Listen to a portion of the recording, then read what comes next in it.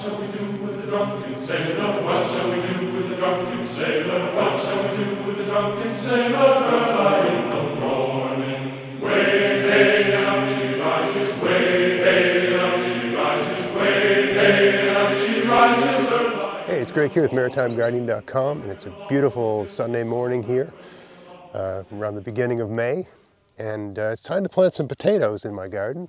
And I'm going to start off by planting potatoes in this bed here, which had winter rye growing in all winter long. I planted it last fall.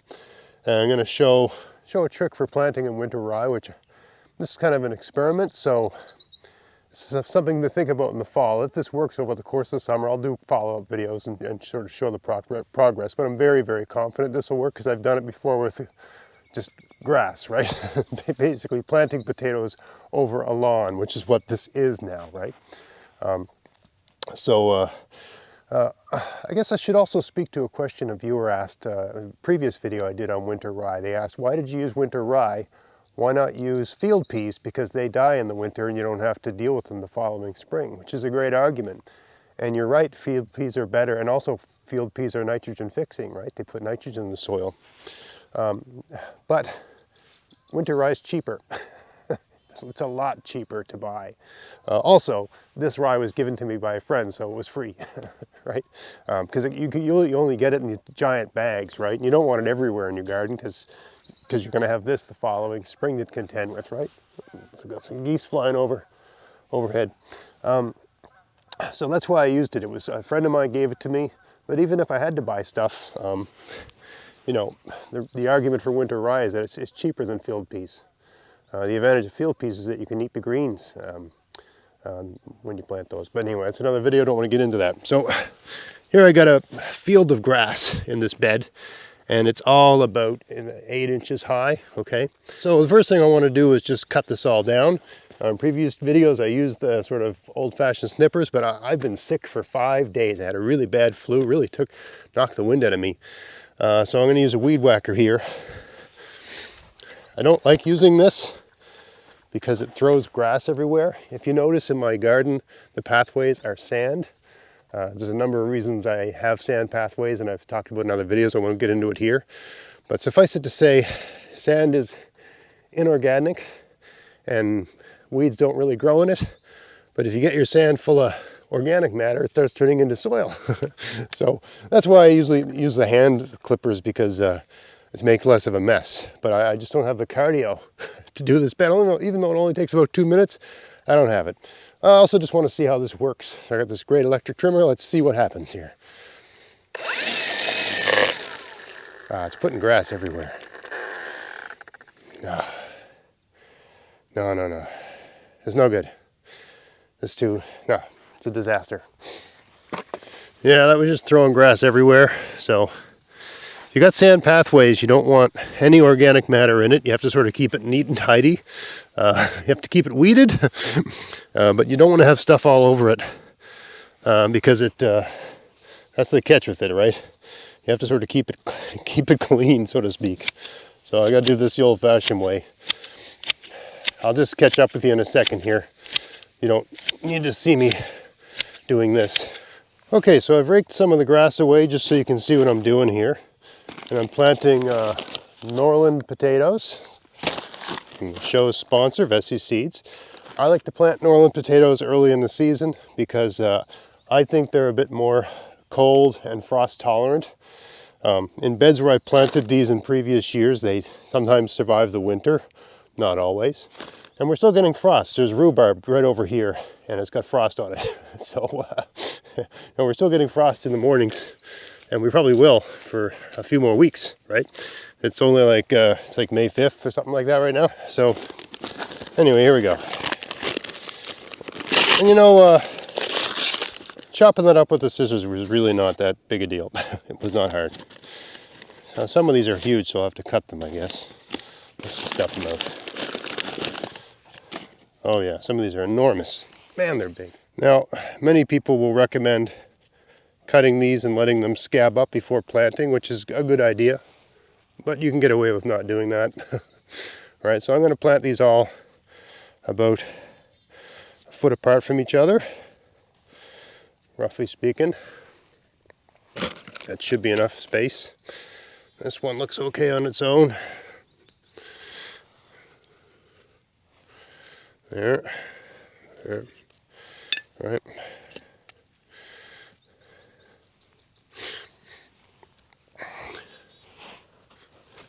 I could have cut these smaller, but I kind of like just using whole potatoes. All right, so I've got more seed potatoes to plant here, but here's the general idea, okay? Let me bring the camera nice and close so you can see what I'm doing. All right, so the idea is you use your digging tool like this, right? Just get it in there, right? Put the potato in the hole. That's it, right? So the idea is that the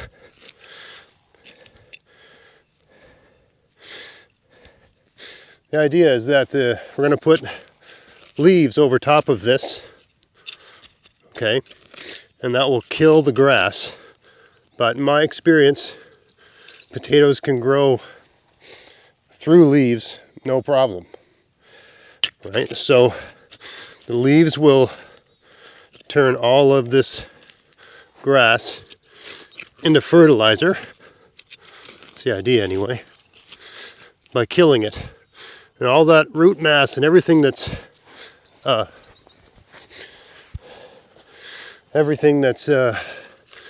below ground, right? All the roots from all these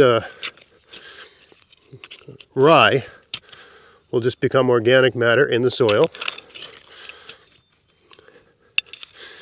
right? And the blades of grass, as they decompose, will be a nitrogen source.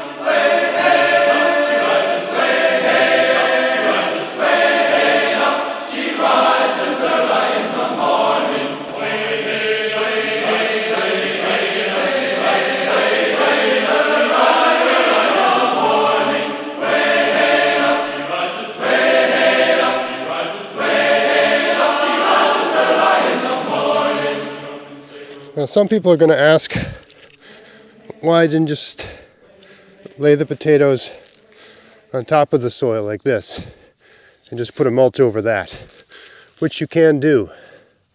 But in my experience, this works better, getting them in the ground, because they can take root better. They can, you know, it's a little more work, but it's not much work, more work. I mean, yeah, I mean, I'm a 50-year-old man about to be 52, and I am not at my best today. I've been so sick all week. I keep myself in pretty good shape, but today I'm not at my best. And I'm really not out of breath. Maybe a little bit, but that's more from the cold. Just one of those colds that the whole time I've been sick I've been having trouble. Just felt out of breath a lot. Right. I have to step on the bed here just to get at these, because the camera's where I would stand otherwise. Anyway, not complicated. Okay, all the potatoes are planted. That didn't take long at all. Just gonna move this grass back. All the grass I cut will make a great, it will eventually become a great nitrogen source for the potatoes as it breaks down. Remember, most plants get their nutrients from the top few inches of the soil, top couple inches. Well, all the soil organisms, as this grass breaks down, they're going to help distribute that in that top layer of soil. All right, now all that's left to do is to get some mulch on there. And what I got here is other people's yard waste. And there's lots of videos where they say lay cardboard down, then put soil on top of the cardboard, then put potatoes on top of the soil, then put mulch on top of that, or various permutations of that. And they all work. But I'll tell you, to get the best results, in my experience, you want your potatoes in contact with the soil. Now this mulching process here is key, that everything is really well covered, right? Everything has to be covered. You get enough mulch on there, it shouldn't be too much for the potatoes to push through. I don't know why, but they can seem to push through anything. But it should smother the grass. Just like when you rake grass on your lawn, leave it in a pile, it'll kill your grass. So I'm being a bit meticulous with this layering. I got about 6 inches, I'd say. Some of it's more dense than others. This stuff here is kind of wet and kind of dense.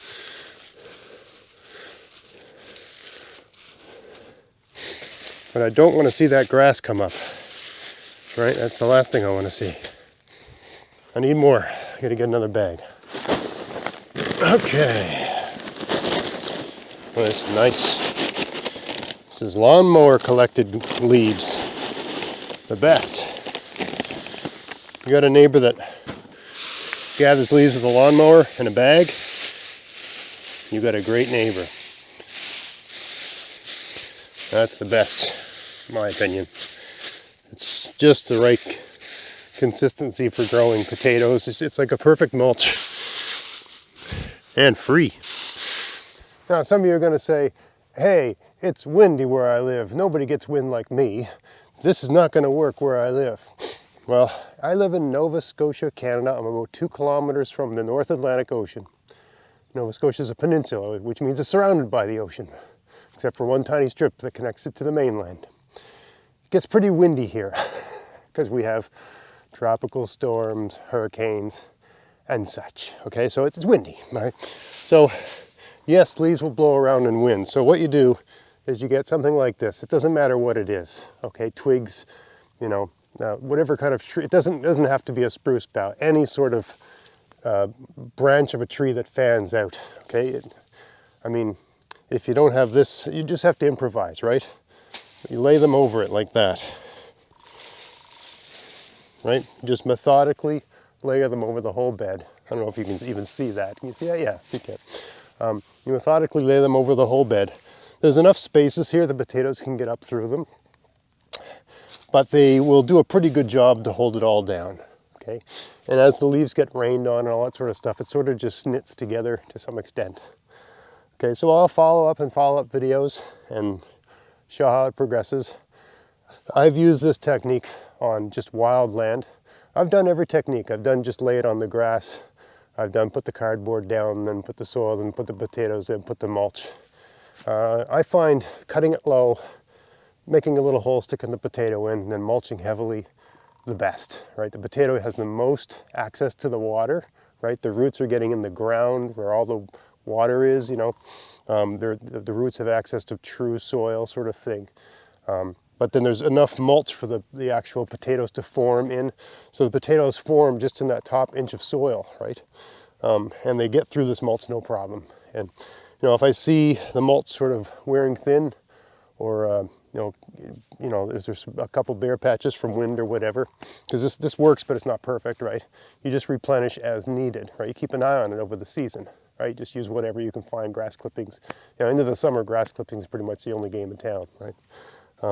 But that's all I'm going to do here, okay? And I'll do, you know, I do a garden tour every single month, so we always follow up with everything.